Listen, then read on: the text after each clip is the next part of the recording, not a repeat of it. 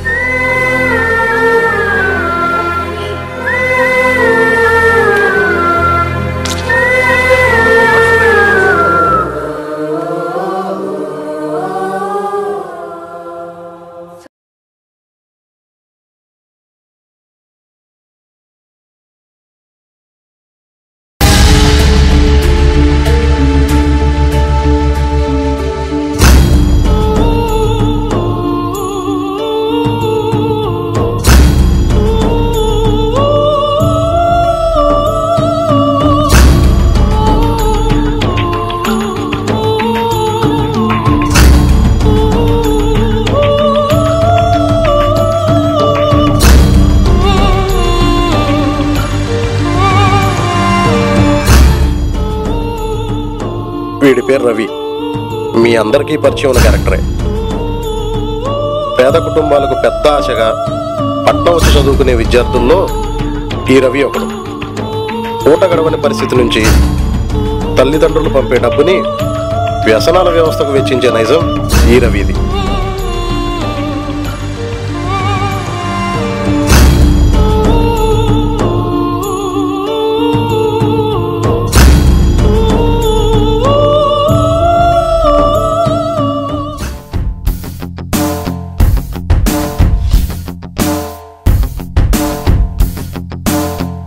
వీడి పేరు చందు. జూదాన్ని జీవితంగా, అప్పులు గొడవలు దినచర్యగా మార్చుకొని పరువు కలిగిన మధ్యతరగతి కుటుంబం నుంచి వచ్చిన మరొక జులాయి. మొదలెడతామా? ముందు డబ్బులు కట్టమ్మా. ఏ ఆటగాని మొత్తం కలిపి ఇచ్చేస్తా. అబ్బా సరే కండిరా.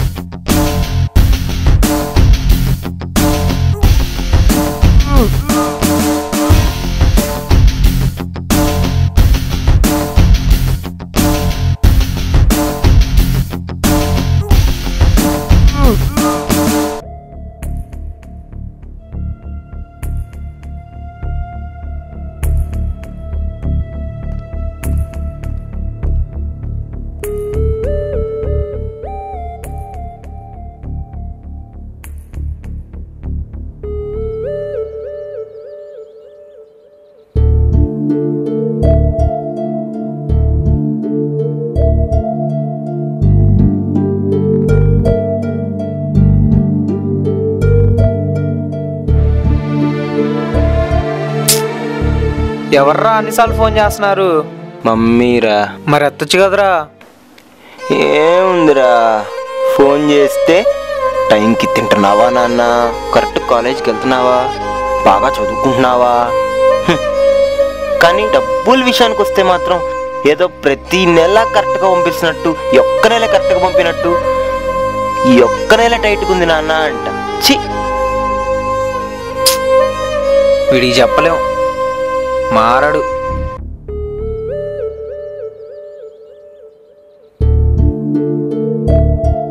హలో, ఎవరు? ఆంటీ. ఉన్నాడండి. ఇస్తున్నా ఆంటీ. రేయ్, మీ మమ్మీ ఫోన్ చేస్తుందిరా, అర్జెంట్ అంట, ఏదో మాట్లాడాలంట.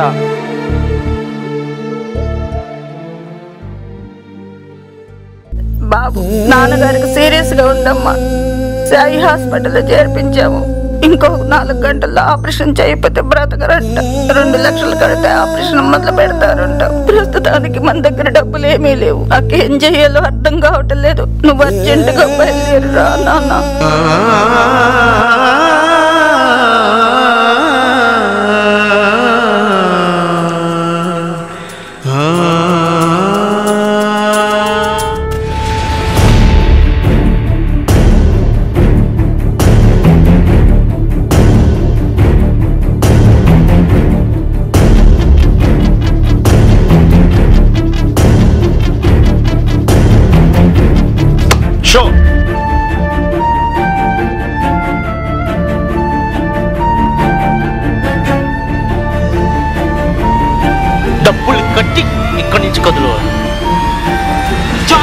ప్లీజ్ భయ్యా భయ్యా భయ్ ప్లీజ్ భయ్యా రేపు పొద్దున ఇచ్చేస్తాను భయ్ ప్లీజ్ భయ్యా రేపు పొద్దున ఇచ్చేస్తాను భయ్ ప్లీజ్ భయ్యా. ఇవన్నీ కాదు, ఈ రోజు సాయంత్రం కల్లా డబ్బులు లేకపోతే నీకు సినిమా చూపిస్తా బిడ్డ.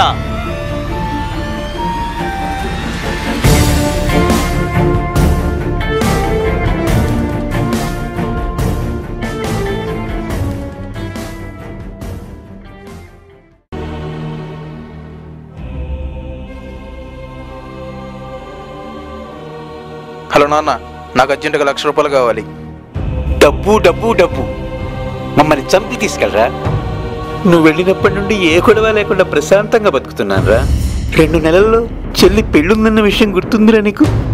ఈ సమయంలో కూడా మమ్మల్ని ఎందుకురా ఇలా వేధిస్తావు? ఒక్క పైసా కూడా ఇవ్వను. పెళ్ళయ్యేదాకా ఈ చుట్టుపక్కల ఎక్కడా కనపడదు. కొడుకు చచ్చాడు అనుకుంటారు. ఇంకెప్పుడు ఫోన్ చేయకు.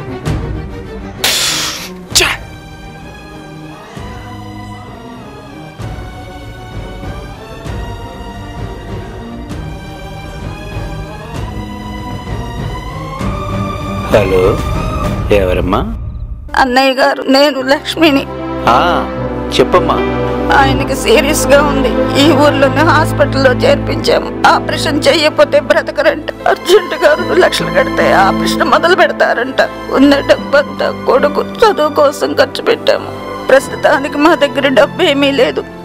మీరే ఎలాగోలాగా ఆదుకోవాలన్నయ్య. మాకున్న ఒకే ఒక ఆస్తి, ఊర్లో ఉన్న చిన్న ఇల్లు.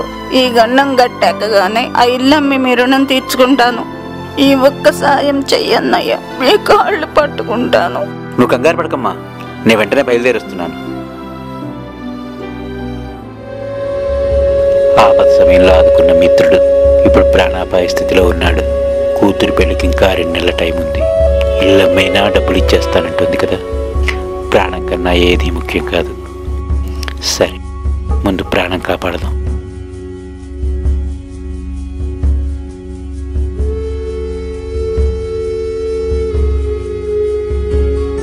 చూడమ్మా, అర్జెంటుగా మందులు తీసుకురమ్మా. ఆపరేషన్ మొదలు పెట్టాలి.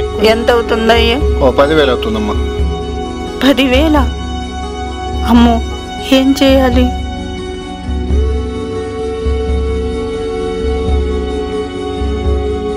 ఈ సూత్రాలు అమ్మితే కనీసం మందుల కన్నా పనికొస్తాయి.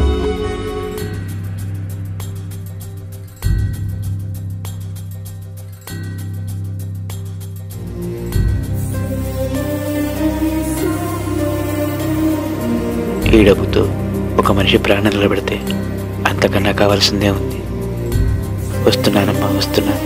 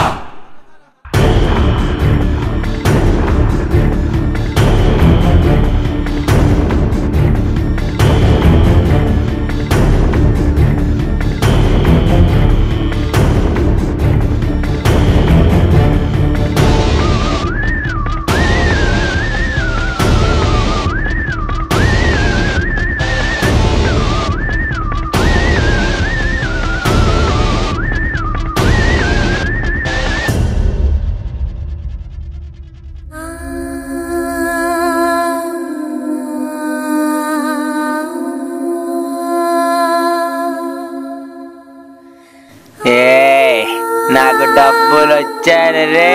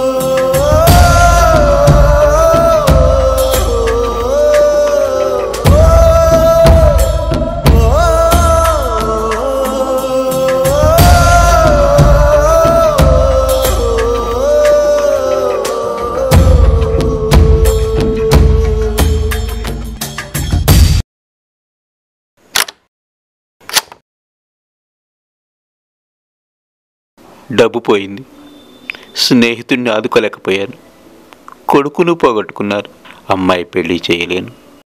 ఇక నేను బ్రతికుండటం అనవసరం.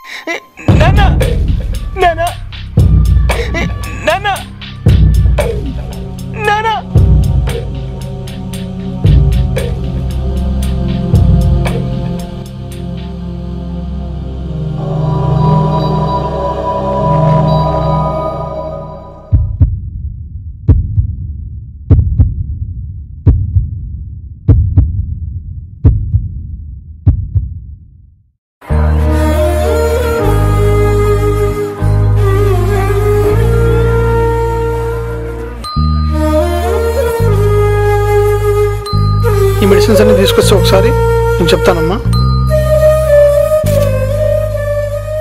ఏమ్మా ఎక్కడికి వెళ్ళారు మీరు? మెడిసిన్ తెమ్మని చెప్పానా? మీ ఆయన చనిపోయాడు అక్కడ. సారీ అమ్మా.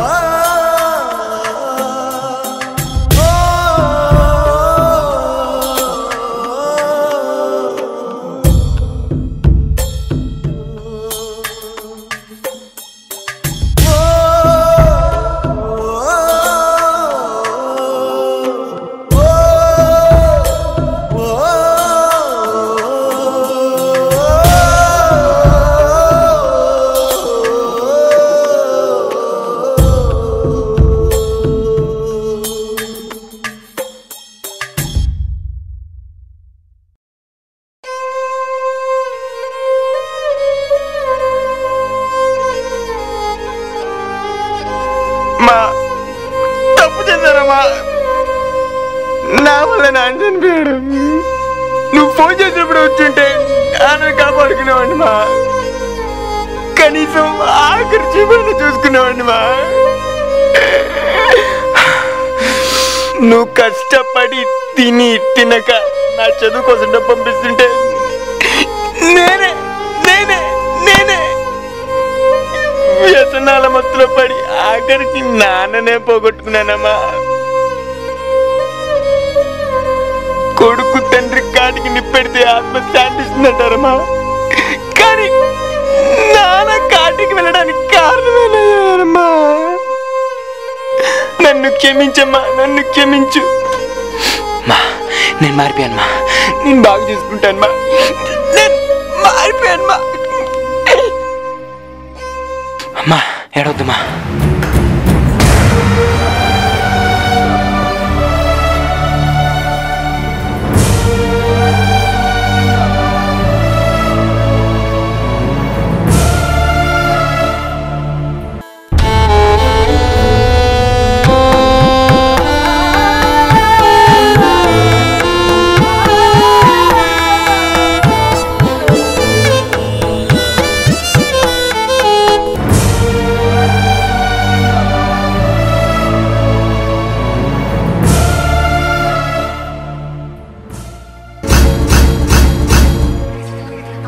ఇన్ని చావులకు కారణం ఏంటో తెలుసా?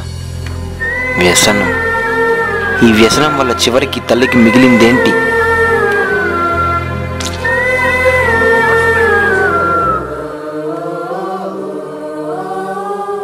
ఈ చెడు వ్యసనాల వల్ల ఈ క్షణం ఈ తల్లి పడుతున్న వేదన ఇక ముందు ఏ తల్లికి ఏ తండ్రికి రాకూడదని మనసారా కోరుకుంటూ మీ చింటూ అలియాస్ రవి.